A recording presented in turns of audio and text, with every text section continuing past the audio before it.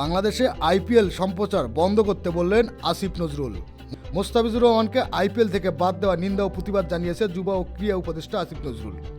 বিসিসিআইয়ের নির্দেশে মুস্তাফিজকে ছেড়ে দিয়েছে কলকাতা নাইট রাইডার্স। নিজেদের ভেরিফাইড ফেসবুক পেজে আসিফ নজরুল লিখেছেন, উগ্র সাম্প্রদায়িক গোষ্ঠীর কাছে নথি স্বীকার করে বাংলাদেশের ক্রিকেটার মোস্তাফিজুর রহমানকে দল থেকে বাদ দেওয়ার জন্য কলকাতা নাইট রাইডার্সকে নির্দেশ দিয়েছে ভারতের ক্রিকেট বোর্ড। আমি এর তীব্র নিন্দা ও প্রতিবাদ জানাচ্ছি। বাংলাদেশে আইপিএল সম্প্রচার বন্ধের উদ্যোগ নিতেও অনুরোধ জানিয়েছে আসিফ নজরুল। আমি তথ্য ও সম্প্রচার মন্ত্রীকে উপদেষ্টা অনুরোধ করছি, বাংলাদেশের আইপিএল খেলার সম্প্রচারও যেন বন্ধ করে দেওয়া হয়। আমরা কোনো অবস্থাতেই বাংলাদেশের ক্রিকেটার ও বাংলাদেশকে অবমাননা মেনে নেব না। গোলামির দিন শেষ।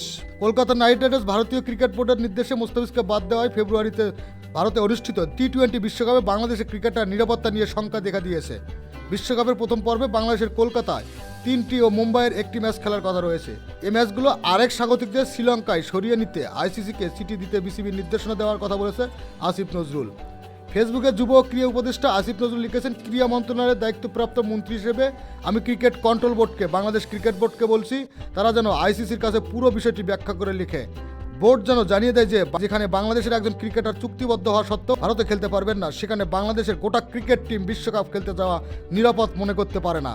বোর্ড থেকে বাংলাদেশের বিশ্বকাপ খেলাগুলো শ্রীলঙ্কায় করার অনুরোধ জানানোর নির্দেশও আমি দিয়েছি। খেলাধুলার আপডেট নিউজ পেতে চ্যানেলটি সাবস্ক্রাইব করে সাথেই থাকুন।